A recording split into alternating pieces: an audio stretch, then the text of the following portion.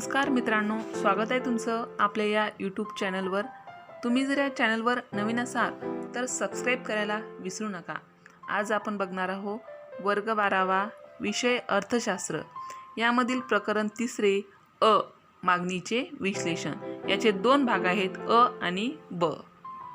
तर आज आपण या व्हिडिओमध्ये भाग अ 3 मागणीचे विश्लेषण या व्हिडिओचा संपूर्ण स्वाध्याय अभ्यासणार आहोत। यामध्ये पहिला प्रश्न आहे, खालील विधाने पूर्ण करा। खालील विधाने पूर्ण करा यामध्ये पहिलं विधान आहे, पर्यायी वस्तूंची किंमत आणि मागणी यात रिकामी जागा। पर्यायी वस्तूची किंमत आणि मागणी यात रिकामी जागा। पर्याय आहेत, प्रत्यक्ष संबंध असतो, व्यस्त संबंध असतो, कोणताही बदल नाही, प्रत्यक्ष आणि व्यस्त संबंध असतो। प्रत्यक्ष आणि व्यस्त संबंध असतो। उत्तर आहे, प्रत्यक्ष संबंध असतो। उत्तर काय आहे? अ नंबरचं 1 नंबरचा पर्याय प्रत्यक्ष संबंध असतो। उत्तर आपल्याला पूर्ण विधानामध्ये लिहायचं आहे, म्हणून पर्यायी वस्तूंची किंमत आणि मागणी यात प्रत्यक्ष संबंध असतो। आता दुसरं विधान आहे, हलक्या प्रतीच्या बाबतीत उत्पन्न व मागणी यात रिकामी जागा। हलक्या प्रतीच्या बाबतीत उत्पन्न व मागणी यात रिकामी जागा। पर्याय आहेत, प्रत्यक्ष संबंध असतो, व्यस्त संबंध असतो, कोणताही बदल नाही, प्रत्यक्ष आणि व्यस्त संबंध असतो। आणि उत्तर आहे, व्यस्त संबंध असतो। पर्याय क्रमांक 2 ब व्यस्त संबंध असतो। उत्तर आपल्याला पूर्ण विधानामध्ये लिहायचं आहे, हलक्या प्रतीच्या बाबतीत उत्पन्न व मागणी यात व्यस्त संबंध असतो। आता तिसरं विधान आहे, मागणी व किंमत यांचा फलन संबंध खालील सूत्राने असा। मागणी व किंमत यांचा फलन संबंध खालील सूत्राने असा। पर्याय आहेत, dx is equal to f of px। dx is equal to f of px हा पहिला पर्याय आहे। दुसरा पर्याय आहे, dx is equal to f of p4। काय आहे दुसरा पर्याय? dx is equal to f of p4। तिसरा पर्याय आहे, dx is equal to f of y। dx is equal to f of y। आणि चौथा पर्याय आहे, dx is equal to tx। उत्तर आहे, dx is equal to f of px। पहिला पर्याय आहे। उत्तर काय आहे? पहिला पर्याय dx is equal to f of px। तर उत्तर आपल्याला पूर्ण विधानामध्ये लिहायचं आहे, म्हणून मागणी व किंमत यांचा फलन संबंध खालील सूत्राने असा, dx is equal to f of px। आता चौथं विधान आहे, जेव्हा अधिक किमतीला कमी घनसंख्येला मागणी केली जाते, हे असे दर्शवते की जेव्हा अधिक किमतीला कमी घनसंख्येला मागणी केली जाते, हे असे दर्शवते की पर्याय मागणीतील वृद्धी। 1 नंबरचा पर्याय आहे मागणीतील वृद्धी। 2 नंबरचा पर्याय आहे मागणीतील विस्तार। 3 नंबरचा पर्याय आहे मागणीतील ह्रास। आणि 4 नंबरचा पर्याय आहे मागणीतील संकोच। उत्तर आहे मागणीतील संकोच, म्हणून आपल्याला उत्तर पूर्ण विधानामध्ये लिहावं लागेल। उत्तर आहे मागणीतील संकोच, जे 4 नंबरचा पर्याय आहे ते उत्तर आहे। तर उत्तर आपल्याला पूर्ण विधानामध्ये लिहायचं आहे, म्हणून जेव्हा अधिक किमतीला कमी घनसंख्येला मागणी केली जाते, हे असे दर्शवते की हा मागणीतील संकोच आहे। हा मागणीतील संकोच आहे। अशा प्रकारे आपल्याला योग्य पर्याय निवडून दिलेली विधाने पूर्ण करता येतात। प्रश्न दुसरा आहे, अर्थशास्त्रीय योग्य पारिभाषिक शब्द सुचवा। अर्थशास्त्रीय योग्य पारिभाषिक शब्द सुचवा। खाली काही विधाने दिली आहेत, तर त्या विधानाला आपल्याला योग्य पारिभाषिक शब्द लिहायचा आहे। तर पहिलं विधान आहे, अशी परिस्थिती जेथे कमी किमतीत अधिक प्रमाणात मागणी केली जाते। काय विधान? अशी परिस्थिती जेथे कमी किमतीत अधिक प्रमाणात मागणी केली जाते, रिकामी जागा। तर या रिकामी जागेत आपल्याला पारिभाषिक शब्द लिहायचा आहे, तर तो शब्द आहे मागणीचा विस्तार। काय आहे? मागणीचा विस्तार। अशी परिस्थिती जेथे कमी किमतीत अधिक प्रमाणात मागणी केली जाते ती पारिभाषिक शब्द आहे मागणीचा विस्तार. आता दुसरं विधान आहे मागणी पत्रकाचे आलेखीय सादरीकरण. मागणी पत्रकाचे आलेखीय सादरीकरण रिकामी जागा आणि त्यासाठी पारिभाषिक शब्द आहे मागणी वक्र. मागणी पत्रकाचे आलेखीय सादरीकरण त्याला पारिभाषिक शब्दात म्हणतात मागणी वक्र. आता तिसरं विधान आहे अशी वस्तू जी अनेक उपयोगासाठी वापरली जाते. अशी वस्तू जी अनेक उपयोगासाठी वापरली जाते रिकामी जागा. यासाठी पारिभाषिक शब्द आहे अनेक उपयोगी वस्तू. अनेक उपयोगी वस्तू. आता चौथं विधान आहे किंमत स्थिर असताना इतर घटकातील बदलाचा परिणाम म्हणून जेव्हा मागणी वाढते. किंमत स्थिर असताना इतर घटकातील बदलाचा परिणाम म्हणून जेव्हा मागणी वाढते रिकामी जागा. तर यामध्ये पारिभाषिक शब्द आहे मागणीतील वाढ. काय आहे? पारिभाषिक शब्द वापरायचे आपल्याला मागणीतील वाढ. आता पाचवं विधान आहे अशी इच्छा जिला खरेदी शक्तीचे पाठबळ आणि ते खर्च करण्याची मानसिक तयारी असते. अशी इच्छा जिला खरेदी शक्तीचे पाठबळ आणि ते खर्च करण्याची मानसिक तयारी असते रिकामी जागा. यासाठी पारिभाषिक शब्द वापरता येतो मागणी. पारिभाषिक शब्द वापरता येतो मागणी. अशा प्रकारे आपल्याला दिलेल्या विधानांना योग्य पारिभाषिक शब्द वापरून विधाने लिहिता येतात. प्रश्न तिसरा आहे फरक स्पष्ट करा. फरक स्पष्ट करामध्ये पहिला प्रश्न आहे इच्छा आणि मागणी. तर आपल्याला या ठिकाणी इच्छा आणि मागणी यामध्ये फरक स्पष्ट करायचा आहे. तर फरक स्पष्ट करण्यासाठी आपल्याला मुद्दे वापरायचे आहे. अर्थ म्हणजे इच्छा आणि मागणी याचा अर्थ यामध्ये फरक स्पष्ट करायचा आहे. आणि दुसरा मुद्दा आहे किंमत, स्थळ व काळ यांच्याशी संबंध. म्हणजे इच्छा आणि मागणी यांच्यामध्ये किंमत, स्थळ व काळ यांच्यातील फरक स्पष्ट करायचा आहे. तर पहिला अर्थ यामध्ये इच्छा आणि मागणी यातील फरक बघूया. इच्छा यामध्ये पहिला मुद्दा आहे एखादी वस्तू हवीशी वाटणे म्हणजे इच्छा होय. एखादी वस्तू हवीशी वाटणे म्हणजे इच्छा होय. आता मागणी यामध्ये पहिला मुद्दा आहे खरेदी शक्तीचे पाठबळ व पैसे खर्च करण्याची मानसिक तयारी यांचे पाठबळ असणारी इच्छा म्हणजे मागणी होय. आता इच्छा यामध्ये दुसरा मुद्दा आहे किंमत, स्थळ व काळ या घटकांशी इच्छेचा संबंध नसतो. किंमत, स्थळ व काळ या घटकांशी इच्छेचा संबंध नसतो. आता मागणी यामध्ये दुसरा मुद्दा आहे किंमत, स्थळ व वेळ या घटकांशी मागणीचा संबंध असतो. अशा प्रकारे आपल्याला इच्छा आणि मागणी यामधील फरक स्पष्ट करता येतो. आता फरक स्पष्ट करामध्ये दुसरा प्रश्न आहे मागणीतील विस्तार आणि मागणीतील संकोच. तर आपल्याला मागणीतील विस्तार आणि मागणीतील संकोच यामध्ये फरक स्पष्ट करायचा आहे. उत्तर मागणीतील विस्तार यामध्ये पहिला मुद्दा आहे इतर परिस्थिती कोणताही बदल न होता. इतर परिस्थितीत कोणताही बदल न होता वस्तूची किंमत कमी झाल्यास वस्तूची मागणी जास्त होते त्यास मागणीतील विस्तार असे म्हणतात. इतर परिस्थितीत कोणताही बदल न होता वस्तूची किंमत कमी झाल्यास वस्तूची मागणी जास्त होते म्हणजे वाढते त्यास मागणीतील विस्तार म्हणतात.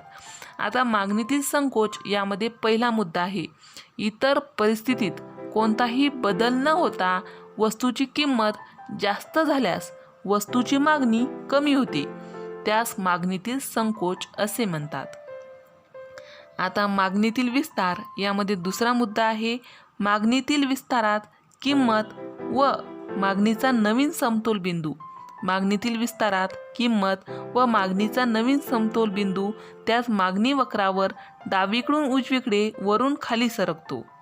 तर मागणीतील संकोच यामध्ये दुसरा मुद्दा आहे मागणीतील संकोचात किंमत व मागणीचा नवीन समतोल बिंदू त्याचा मागणी वक्रावर उजवीकडून डावीकडे खालून वर सरकतो. अशा प्रकारे आपल्याला मागणीतील विस्तार आणि मागणीतील संकोच यामधील फरक स्पष्ट करता येतो. फरक स्पष्ट करा यामध्ये तिसरा प्रश्न आहे मागणीतील वृद्धी आणि मागणीतील ह्रास. मागणीतील वृद्धी आणि मागणीतील ह्रास यामध्ये आता आपल्याला फरक स्पष्ट करायचा आहे. तर मागणीतील वृद्धी यामध्ये पहिला मुद्दा आहे, किंमत स्थिर असताना इतर परिस्थितीत झालेल्या अनुकूल बदलामुळे जास्त होणाऱ्या मागणीला मागणीतील वृद्धी म्हणतात. किंमत स्थिर असताना इतर परिस्थितीत झालेल्या अनुकूल बदलामुळे जास्त होणाऱ्या मागणीला मागणीतील वृद्धी म्हणतात.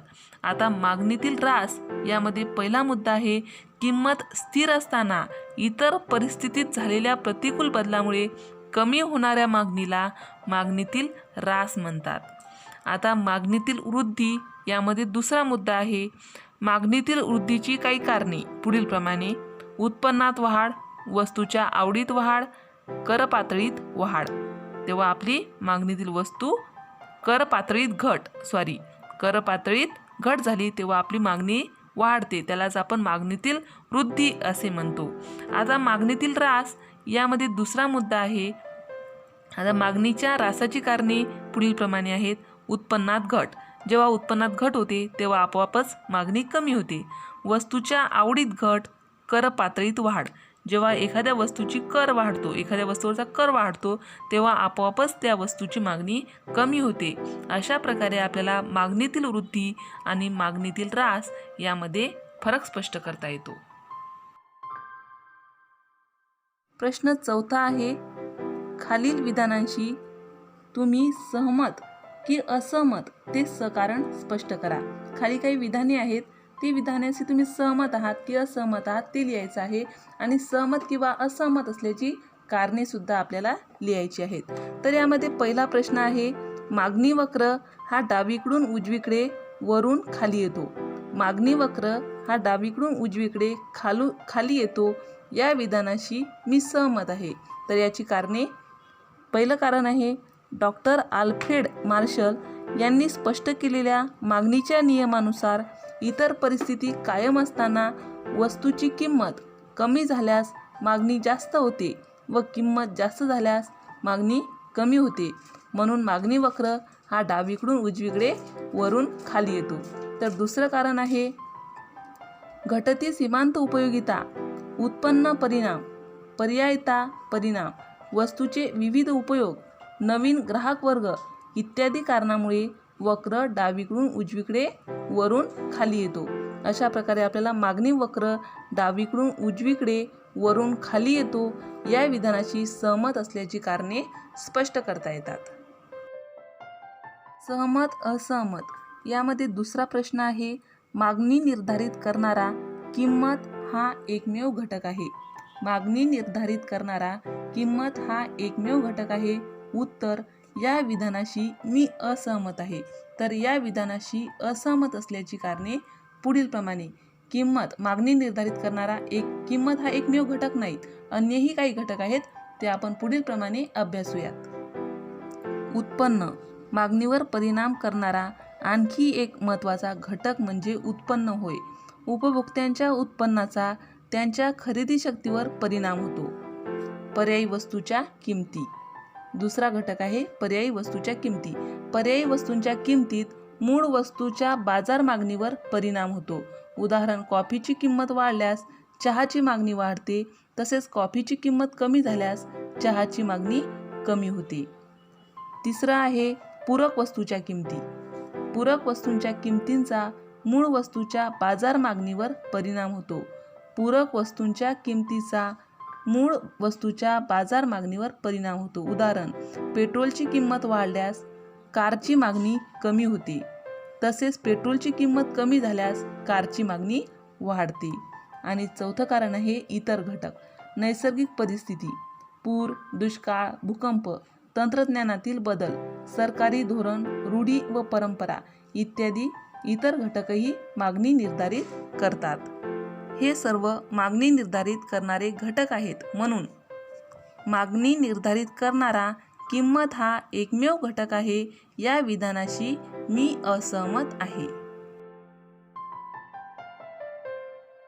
सहमत असहमत मध्ये तिसरा प्रश्न आहे, जेव्हा गिफेन वस्तूंची किंमत कमी होते तेव्हा त्यांची मागणी जास्त होते. जेव्हा गिफेन वस्तूंची किंमत कमी होते तेव्हा त्यांची मागणी जास्त होते. या विधानाशी मी असहमत आहे. तर या विधानाशी असहमत असल्याची कारणे पुढीलप्रमाणे. पहिलं कारण आहे, सर रॉबर्ट गिफेन या इंग्रज अर्थशास्त्रज्ञांनी हलक्या दर्जाच्या वस्तूंची म्हणजे गिफेनच्या वस्तूंची किंमत कमी झाल्यास त्यांची मागणी जास्त न होता कमी होत असल्याचे स्पष्ट होते. गिफेनच्या वस्तू म्हणजेच हलक्या दर्जाच्या वस्तू. दुसरं कारण आहे, गिफेनच्या वस्तूंची किंमत कमी झाल्यास व्यक्तीचे वास्तव उत्पन्न वाढते व त्यातून चांगल्या प्रतीच्या वस्तूची मागणी केली जाते. गिफेनच्या वस्तूची किंमत कमी झाल्यास व्यक्तीचे वास्तव उत्पन्न वाढते व त्यातून चांगल्या प्रतीच्या वस्तूंची मागणी केली जाते. तिसरं कारण आहे, वनस्पती तुपाची किंमत कमी झाल्यास वनस्पती तुपाची मागणी कमी होते व शुद्ध तुपाची मागणी वाढते. म्हणजेच गिफेनच्या वस्तू मागणीच्या नियमाला अपवाद ठरतात. या संकल्पनेस गिफेनचा विरोधाभास म्हटले आहे. म्हणून जेव्हा गिफेन वस्तूंची किंमत कमी होते तेव्हा त्यांची मागणी जास्त होते. या विधानाशी मी असहमत आहे. अशा प्रकारे आपल्याला सहमत असहमत हे सकारणासह स्पष्ट करता येते.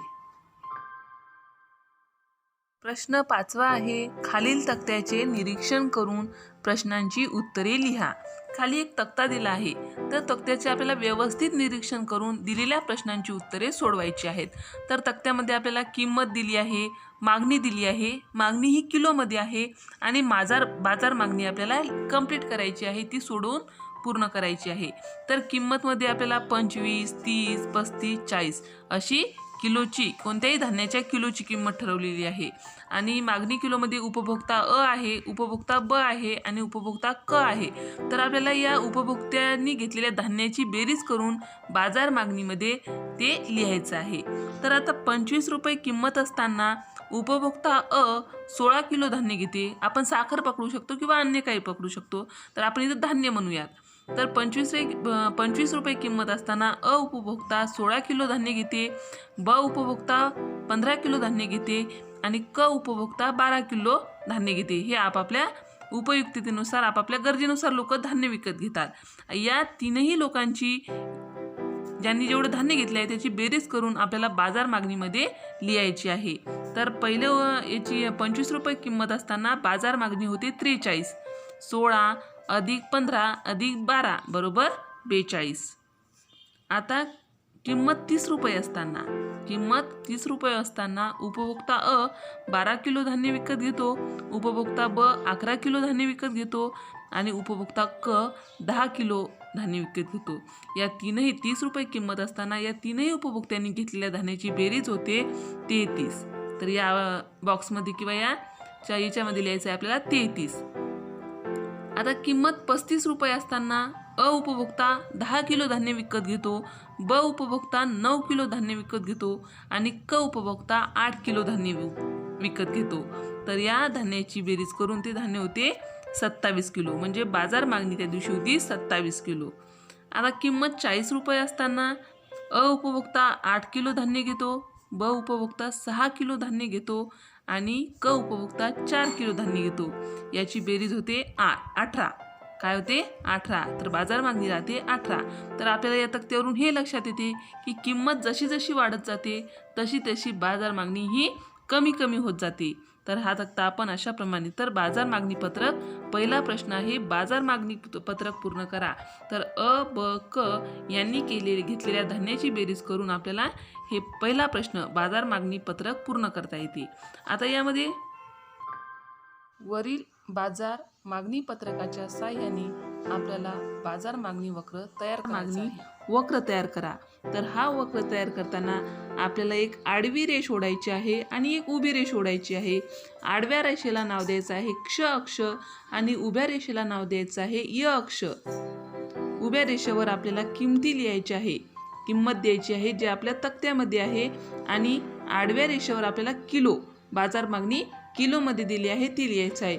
याचं प्रमाण आपल्याला दिलेल्या किमतीनुसार किंवा जे काही किलो आहे त्या प्रमाणानुसार ठरवायचं आहे. आपण इथे 5, 10 बाजार मागणी किलोमध्ये ठरवली आहे. 5, 10, 15, 20, 25, 30, 35, 40, 45 आणि किमतीसुद्धा याच प्रमाणात घेतले आहेत. आपण कमी जास्त 10-20च्या प्रमाणात घेऊ शकतो, 2-4च्या प्रमाणात घेऊ शकतो. आपल्याला आकृती जशी काढणे शक्य होती त्याप्रमाणे आपण प्रमाण घ्यायचं आहे. तर किमती आहेत 5, 10, 15, 20, 25, 30, 35, 40, 45, 50 वरही नेऊ शकतो. परंतु आपली आकृती दिसायलाही छान दिसली पाहिजे, याप्रमाणे आपण प्रमाण ठरवायचं आहे. तर पहिली किंमत आहे 25 रुपये. किंमत किती आहे? 25 रुपये. अशा वेळी बाजार मागणी राहते 43 रुपये. तर आपल्याला 25 किमतीमध्ये 25 वर जाऊन बाजार मागणी 43 कुठे दिसते आपल्याला? 40 आणि 45 आडव्या अक्षावर आपल्याला 43 वर जाऊन अशी आडवी रेष काढून एक उभी रेष 43 वर उभी रेष काढायची आहे आणि 25 वर आडवी रेष काढून त्या रेषा एकमेकांना जोडायच्या आहेत. आता जेव्हा किंमत 30 रुपये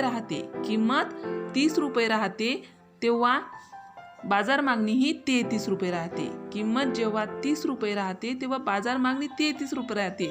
तर उभ्या रेषेवर जेथे 30 दिसते आणि आडव्या रेषेवर 30 आणि 35च्या मध्ये 33 येतो.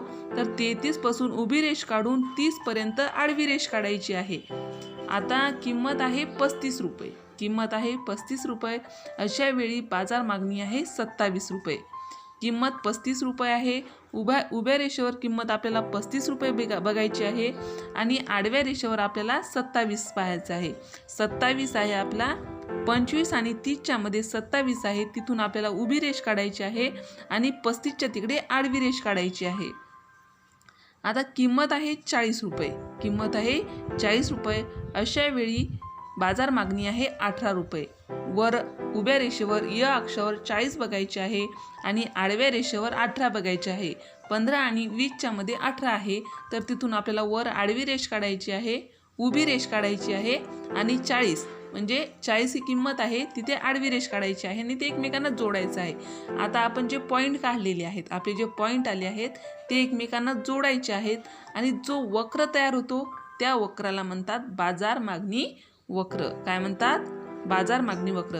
अशा प्रकारे आपल्याला दिलेल्या किमती आणि बाजार मागणी किलोमध्ये हे जर बघितलं तर अशा प्रकारचा आपला बाजार मागणी वक्र तयार होतो. बाजार मागणी वक्र आपल्याला अतिशय सोप्या पद्धतीने आपण काढण्याचा प्रयत्न केला आहे या ठिकाणी. आता यामध्ये दुसरा प्रश्न आहे, खालील आकृतीचे निरीक्षण करा आणि प्रश्नांची उत्तरे द्या. आता खाली एक आकृती दिली आहे, त्या आकृतीचे आपल्याला काळजीपूर्वक निरीक्षण करायचे आहे आणि दिलेल्या प्रश्नांची उत्तरे व्यवस्थित सोडवायची आहेत. या ठिकाणी आपल्याला कोणताही तक्ता पूर्ण करायचा नाही आहे, कोणताही वक्र काढायचा नाही आहे, फक्त दिलेल्या प्रश्नांची उत्तरे लिहायची आहेत. तर या पहिला प्रश्न आहे, उजवीकडे स्थानांतरित होणारा मागणी वक्र. काय आहे? उजवीकडे स्थानांतरित होणारा मागणी वक्र. पहिले बघा, या आकृतीमध्ये म दिसत आहे. हा एक वक्र दिसत आहे. तो वक्र आहे स्थिर मागणी वक्र. किंमत आणि मागणी हा काय आहे? यामध्ये स्थिर मागणी वक्र आहे. म्हणजे काहीही परिस्थिती आली तर मागणी कमी होत नाही, जास्तही होत नाही. परंतु उजवीकडे जो वक्र दिसत आहे म1 हा काय आहे? उजवीकडे जो वक्र आहे तो हा एक मागणी वक्र आहे, पण तो मागणीतील वृद्धी दर्शवणारा वक्र आहे. उजवीकडे जो वक्र असतो तो मागणीतील वृद्धी दर्शवत असतो. म्हणून त्या वक्राला म1 या वक्राला म्हणायचं आहे आपल्याला मागणीतील वृद्धी. तर उजवीकडे स्थानांतरित होणारा मागणी वक्र म्हणजे मागणीतील वृद्धी. आता याचमध्ये दुसरा प्रश्न आहे, डावीकडे स्थानांतरित होणारा मागणी वक्र. मध्ये जो मागणी म वाला वक्र आहे तो स्थिर मागणी आहे. आता हे आपल्या डाव्या हाताला बघा, जो म2 आणि म2 हा एक वक्र दिसतो आपल्याला, तो डावीकडे आहे. त्या वक्राला म्हणायचं आहे मागणीतील ऱ्हास. हा वक्र मागणीतील ऱ्हास म्हणजे मागणी कमी झाली, कोणत्या तरी कारणामुळे मागणी कमी झाली म्हणून तो वक्र दर्शवतो मागणीतील ऱ्हास. आता तिसरा प्रश्न आहे, वस्तूची किंमत. आता या आकृतीमध्ये आपल्याला वस्तूची किंमत आकडेवारीच्या स्वरूपात दिली नाही आहे, ती अक्षराच्या स्वरूपात दिली आहे. तर मागणीतील किंमत आपल्याला वस्तूची किंमत लिहायची आहे अक. ही अक्षराच्या स्वरूपात असल्यामुळे आपल्याला उत्तरात लिहायचं आहे अक. आता चौथा प्रश्न आहे, मागणीतील वृद्धी आणि ह्रास ह्या संकल्पना स्पष्ट करा. मागणीतील वृद्धी आणि ह्रास ह्या संकल्पना स्पष्ट करा. यामध्ये मागणीतील वृद्धी बघा, वस्तूच्या किमतीत बदल न होता इतर परिस्थितीत अनुकूल बदल झाल्यास वस्तूची मागणी जास्त होते. त्यास मागणीतील वृद्धी म्हणतात. वस्तूच्या किमतीत बदल न होता इतर परिस्थितीत अनुकूल बदल झाल्यास वस्तूची मागणी जास्त होते, त्यास मागणीतील वृद्धी म्हणतात. आपण या आकृतीमध्ये म1 या नावाने दर्शवली आहे. जो आपल्या उजव्या हाताला वक्र आहे तो मागणीतील वृद्धी दर्शवणारा वक्र आहे. आता बघा मागणीतील ऱ्हास. वस्तूच्या किमतीत बदल न होता इतर परिस्थितीत प्रतिकूल बदल झाल्यास इतर परिस्थितीत प्रतिकूल बदल झाल्यास वस्तूची मागणी कमी होते, त्यास मागणीतील ऱ्हास म्हणतात. आकृतीत बघा म2 जो आपल्या डाव्या हाताला वक्र आहे म2 त्याला नाव दिलेलं आहे, तो आहे मागणीतील ऱ्हास दर्शवणारा. आपल्या काही कारणामुळे काही परिस्थितीमुळे आपली मागणी कमी होते, कधी किंमत वाढल्यामुळे, कधी कोणत्याही कारणामुळे, तेव्हा ते मागणीतील ऱ्हास होतो. तो वक्र आपण या आकृतीमध्ये म2 या नावाने दर्शवला आहे, तो आपल्या डाव्या हाताला आहे. अशा प्रकारे आपण दिलेल्या आकृतीचे निरीक्षण करून प्रश्नांची उत्तरे लिहू शकतो. यामध्ये तिसरा प्रश्न आहे, खालील आकृत्यांचे स्पष्टीकरण करा. खाली 2 आकृत्या दिल्या आहेत आणि त्याचे आपल्याला स्पष्टीकरण करायचे आहे. स्पष्टीकरण करण्यासाठी सुद्धा दिलेल्या प्रश्नानुसारच आपल्याला स्पष्टीकरण करायचे आहे. तर त्या आकृत्याचे निरीक्षण पहिले करा आणि त्यावर पहिला प्रश्न आहे का, या आकृतीस मागणीतील रिकामी जागा दर्शवला आहे. या आकृतीत मागणीतील रिकामी जागा दर्शवला आहे. या प्रश्नानुसारच आपल्याला स्पष्टीकरण करायचं आहे. तर काय दर्शवला आहे? संकोच दर्शवला आहे. या आकृतीत मागणीतील संकोच दर्शवला आहे.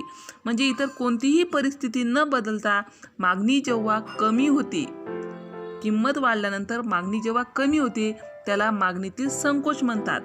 तर पहिल्या आकृतीत आपल्याला मागणीतील संकोच दिसून येतो. आता या पहिल्याच आकृतीवर आधारित दुसरा प्रश्न आहे, या आकृतीत मागणी वक्र रिकामी जागाच्या दिशेने सरकतो. या आकृतीत मागणी वक्र रिकामी जागाच्या दिशेने सरकतो. उत्तर उजवीकडून डावीकडे खालून वरच्या दिशेने सरकताना दिसतो. तर उत्तर लिहायचं आहे आपल्याला, उजवीकडून डावीकडे खालून वरच्या दिशेने सरकताना दिसतो. तर आता दुसरी आकृती बघा, त्यावर आधारित प्रश्न आहे, या आकृतीत मागणीतील रिकामी जागा दर्शवला आहे. या आकृतीत मागणीतील विस्तार दर्शवला आहे. परिस्थिती कायम असताना जेव्हा किंमत कमी असते तेव्हा मागणी वाढते, तेव्हा आपल्याला त्याला आपण मागणीतील विस्तार म्हणतो. तर या आकृतीत मागणीतील विस्तार दर्शवला आहे. आता दुसऱ्या आकृतीवर आधारित दुसरा प्रश्न आहे, या आकृतीत मागणी वक्र रिकामी जागाच्या दिशेने सरकतो. या आकृतीत मागणी वक्र रिकामी जागाच्या दिशेने सरकतो. उत्तर डावीकडून उजवीकडे वरून खालच्या दिशेने सरकतो. कसा सरकतो? डावीकडून उजवीकडे वरून खालच्या दिशेने सरकतो. अशा प्रकारे आपल्याला दिलेल्या आकृत्यांचे निरीक्षण करून दिलेल्याच प्रश्नानुसार त्याचे स्पष्टीकरण करता येते. प्रश्न 6 आहे, खालील प्रश्नांची सविस्तर उत्तरे लिहा. खालील प्रश्नांची सविस्तर उत्तरे लिहा. यामध्ये पहिला प्रश्न आहे, मागणीचा नियम अपवादासह स्पष्ट करा. मागणीचा नियम अपवादासह स्पष्ट करा. उत्तर पहिले मागणीचा नियम आपण बघूयात. मागणीचा नियम डॉक्टर आल्फ्रेड मार्शल यांनी 1890 साली प्रसिद्ध केलेल्या त्यांच्या अर्थशास्त्राची मूलतत्वे प्रिन्सिपल ऑफ इकॉनॉमिक्स त्यालाच आपण अर्थशास्त्राची मूलतत्वे असं म्हणतो. या ग्रंथात स्पष्ट केलेल्या मागणीच्या नियमानुसार इतर परिस्थिती स्थिर असता किंमत कमी झाली म्हणजे मागणी विस्तारते आणि किंमत वाढली असता मागणी संकोचते. याला मागणीचा नियम असे म्हणतात. आता मागणीच्या नियमाचे अपवाद पुढीलप्रमाणे. पहिला अपवाद आहे प्रतिष्ठेच्या वस्तू. मौल्यवान वस्तू जसे हिरे, सोने इत्यादी प्रतिष्ठादर्शक वस्तू आहेत. म्हणून श्रीमंत व्यक्ती अशा वस्तूंच्या किमतीत वाढ झाली तरीही अधिक वस्तू खरेदी करतात. दुसरा अपवाद आहे भविष्यकालीन किमतीचा अंदाज. जेव्हा लोकांना भविष्यकाळात वस्तूंच्या किमती वाढतील असा अंदाज असेल तेव्हा हा मागणीचा नियम खरा ठरणार नाही.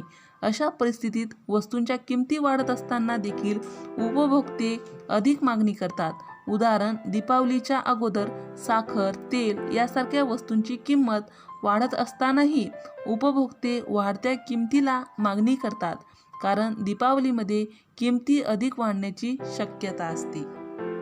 मागणीच्या नियमाचा तिसरा अपवाद आहे किमतीचा आभास. किमतीचा आभास. अनेक वेळा उपभोक्त्यांना असे वाटते की जास्त किमतीच्या वस्तू चांगल्या दर्जाच्या असतात आणि म्हणून या वस्तूंच्या मागणीत मोठ्या प्रमाणात वाढ होते. उदाहरण, उच्च दर्जाच्या वस्तू.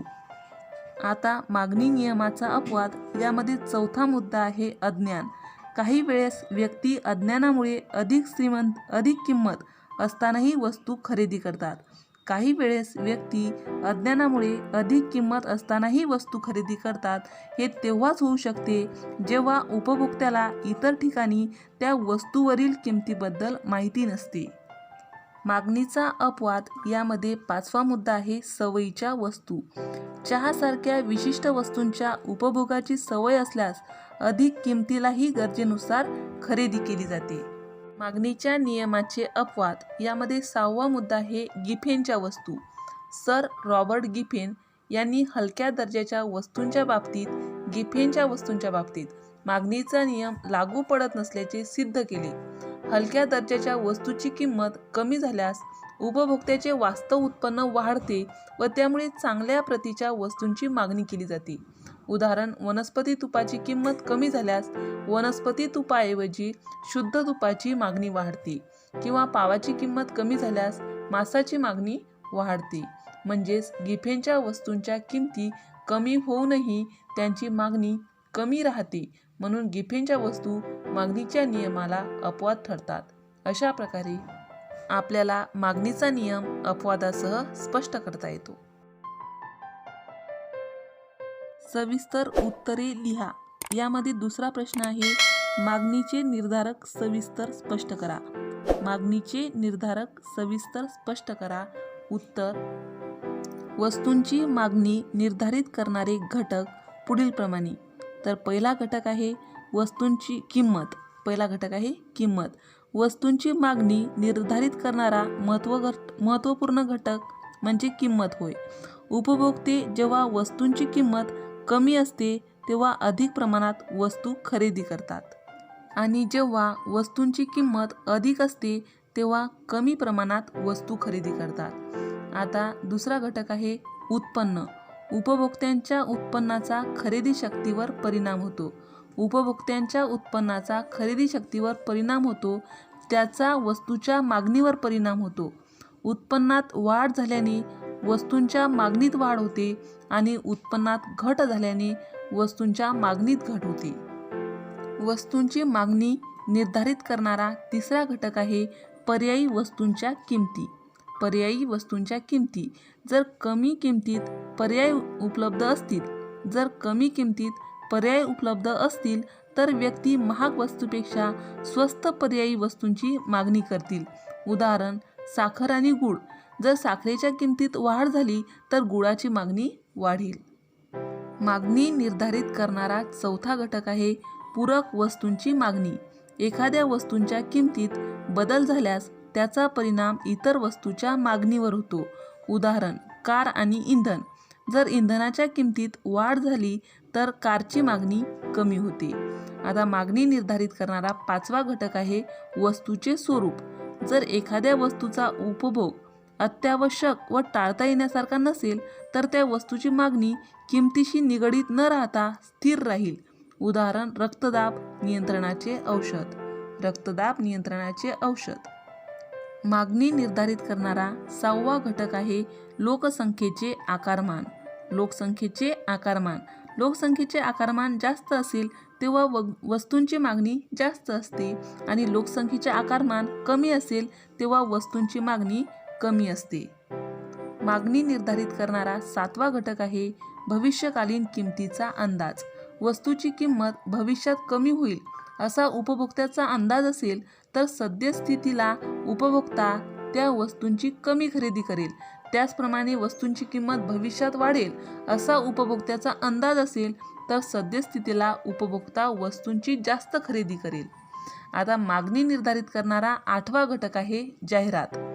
जाहिरात विक्री प्रोत्साहन योजना आणि प्रभावी विक्री कौशल्य ग्राहकांच्या आवडीनिवडीत बदल घडवून आणतात व अनेक वस्तूंची मागणी निर्माण करतात. उदाहरण सौंदर्य प्रसाधने, टूथब्रश इत्यादी. मागणी निर्धारित करणारा 9वा घटक आहे आवडीनिवडी, सवयी व फॅशन्स. उपभोक्त्यांच्या आवडीनिवडी आणि सवयींच्या मागणीवर प्रभाव पडतो. उदाहरण चॉकलेटची आवड आणि चहाची सवय इत्यादी. मागणी निर्धारित करणारा 10वा घटक आहे कर रचना. वस्तू व सेवावर जास्त कर आकारल्यास वस्तू व सेवांची किंमत वाढून मागणी कमी होईल आणि वस्तू व सेवावर कमी कर आकारल्यास वस्तू व सेवांची किंमत कमी होऊन मागणी वाढेल. म्हणजे कर जर वाढला तर मागणी कमी होते, कर कमी झाला तर मागणी वाढते. आता मागणी निर्धारित करणारे इतर घटक पहा. नैसर्गिक परिस्थिती, तंत्रज्ञानातील बदल, सरकारी धोरण. अशा प्रकारे मागणीचे निर्धारक आपल्याला सविस्तर स्पष्ट करता येतात, लिहिता येतात. अशा प्रकारे आपण प्रकरण 3 भाग 1 अ म्हणजे मागणीचे विश्लेषण या प्रकरणाचा संपूर्ण स्वाध्याय अभ्यासला आहे. अशाच प्रकारचे नवनवीन व्हिडिओ पाहण्यासाठी या चॅनलला सबस्क्राईब करा. आमचे हे व्हिडिओ लवकरात लवकर तुमच्यापर्यंत पोहोचण्यासाठी खाली दिलेल्या बेल आयकॉन बटनवर क्लिक करा. तुम्हाला जर हा व्हिडिओ आवडला असेल तर लाईक करा, मित्रमैत्रिणीमध्ये शेअर करा. काही समस्या असतील, काही अडचणी असतील, शिवाय काही सूचनाही असतील तर कमेंट करायला विसरू नका. हा व्हिडिओ शेवटपर्यंत पाहिल्याबद्दल